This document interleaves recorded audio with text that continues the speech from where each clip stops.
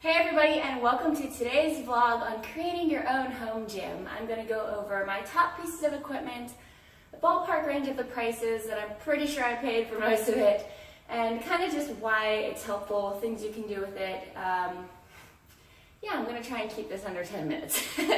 So, first things first, before getting into all the equipment, I think that being a personal trainer, and I used to work in a gym, I trained there occasionally, but I really enjoyed doing my workouts at home, and I think a lot of it is not waiting for equipment, not having the distractions of people to talk to. I can wake up, knock it out, and be done with it without having to drive anywhere, things like that. So if you're looking into creating a home gym, it really isn't as crazy expensive as you might think, and I like to think of it as a long-term investment in your own equipment rather than continuously paying a monthly fee to a gym, because no matter what, all of this equipment, if you're going to sign up for a gym that's around, $50 a month for you and your significant other, or even just you sometimes, this is only a couple months worth of those payments that I have sitting right here with me. So just something to think about and kind of weigh your options with, because once you have this stuff,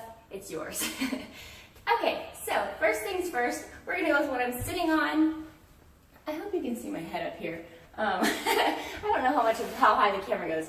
This is a step box. So what's really nice about it is you can have 3 different heights. So this is the lowest.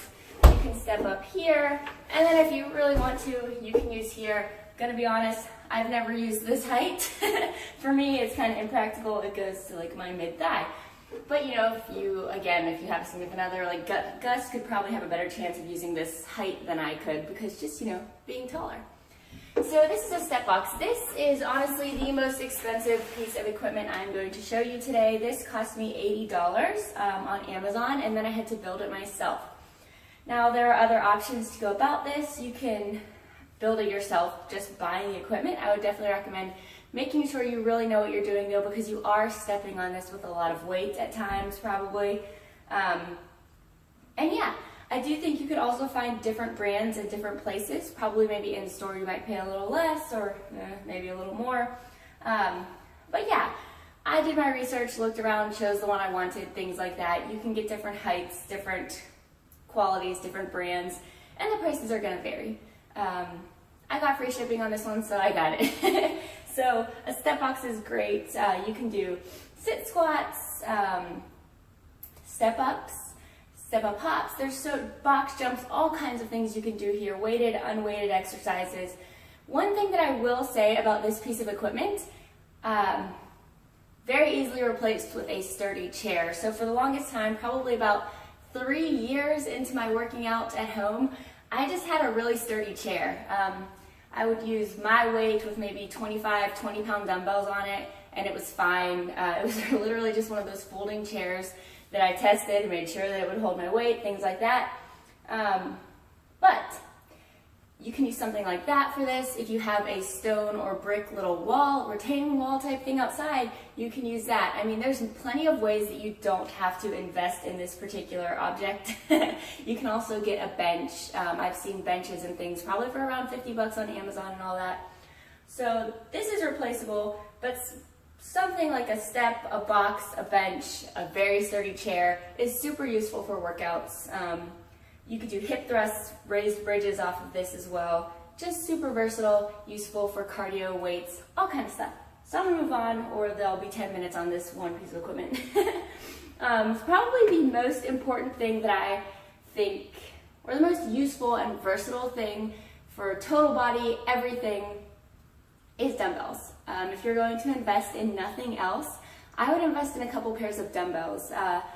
And what I like to do, kind of to save money on them, one, you can get them, I've gotten a few pairs at like Play It Again Sports, things that they're used, but I mean, how much damage can you really do to a dumbbell, right? It's just going to be what it is. So I like to, if I'm not buying them used, or even if I am, I like to just get these ugly silver ones. I don't go for the ones with the black ends. Hold on, I have some, because I bought them when I created the Get Fit Guide, because I wanted it to look pretty. Then I never bought any more like this. So these are the black end ones. These are going to be very expensive compared to these basic, just silver, looks like they molded the metal or whatever they're made of, and that's it. So you'll save money buying these as opposed to the prettier ones. You can always look for deals. I think I've gotten most of my dumbbells when they went on sale at either Academy or, again, Played Again Sports. So I would definitely look around, price it out, things like that. But I will say, definitely the #1 piece of equipment I recommend for your home gym is some dumbbells. They're very versatile. You can use them for lower body exercises, upper body, you know, just everything. So dumbbells, super key. For me, I have a couple different weights. I have 20s, 30s, and 25s and 15s. So I've collected those over time though. Like I said, I've been gaming equipment for the past 3 or 4 years. So over time, you collect things, right? After that, I would say just a basic yoga mat. Important for, you know, not butchering your spine on the floor when you're doing abs, and your forearms when you're doing plank variations and Sphinx planks and things like that. This is like a $10 yoga mat from TJ Maxx. Not expensive, not fancy, anything like that. You can also use it for yoga, but I just get these because I'll kind of ruin them a little bit when I take them outside, they get them dirty, things like that. So I just like to have an inexpensive one that I can tear up for 2 years and then replace. I would never be able to ruin an expensive one. I'm way too frugal. Alright, so the next little piece of equipment is a little set like this. This is something that I like to use, not necessarily super necessary is what I was going to say, but it sounded so crazy.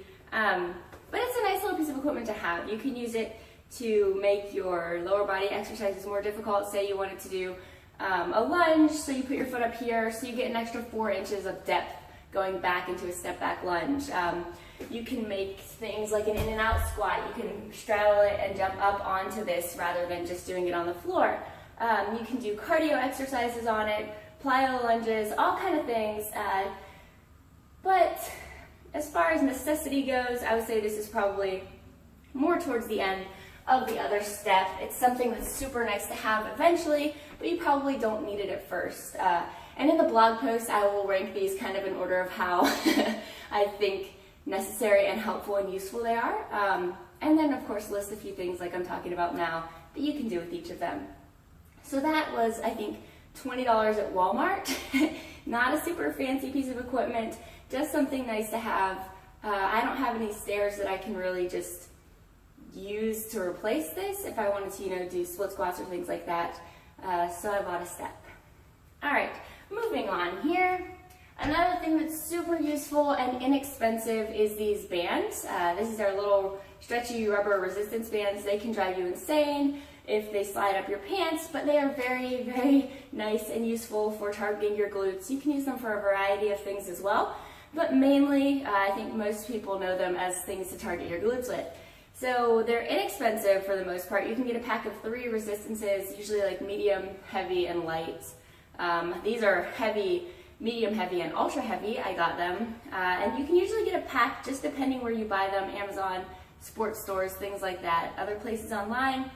I've gotten them anywhere from, I think these extra heavy ones were $20 for 3, but if you just get a normal set, which usually works fine, I think I paid $11 for all 3. So another thing that's inexpensive, but very effective and very helpful. I think probably after dumbbells, this is probably the next thing.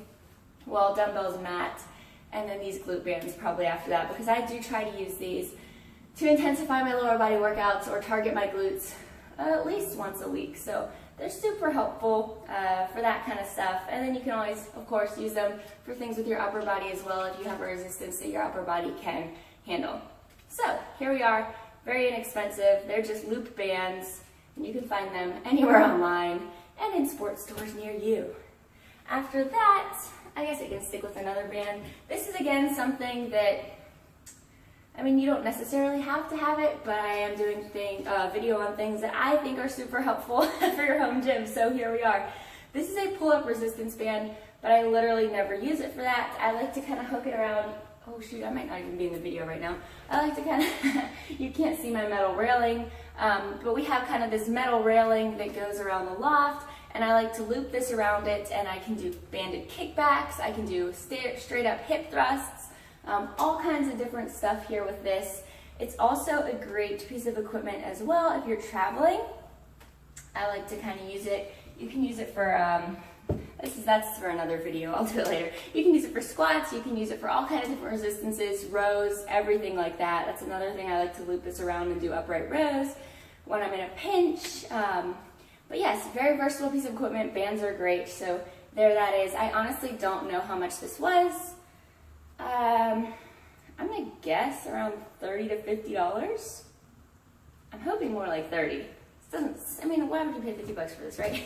Okay, and last thing I'm gonna go over real quick is ankle weights. So these are super nice. Again, I like to use them mainly for glutes, so they're not something that's probably 100% necessary up there with like dumbbells or a mat, but these are super nice for all kinds of things. I've used them for glutes, I've used them for ab exercises, just whatever. They're a nice little thing to have, and they're not super crazy expensive. Those are a set of 10 pounds, so 5 pounds each, and I believe they were under $20. So everything here is, nothing's gonna cost you hundreds and hundreds of dollars here.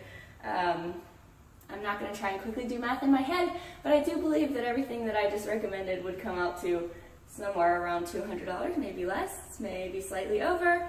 Math's not my subject. I'm not gonna do it on video right here, but okay. So, and that also, I guess, depends on how many pairs of dumbbells you invest in, because they're generally gonna be, for these metal ones, right at $1 a pound, unless you find them on sale, which I highly recommend.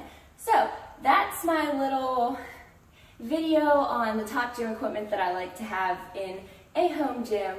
I will write a blog post kind of outlining a little bit more in detail and easy to follow format, what you can do with some of it, how much it was, and rank it of importance, obviously. So, I hope you enjoyed that, I hope it was helpful, and thank you so much for joining me. I will see you next time.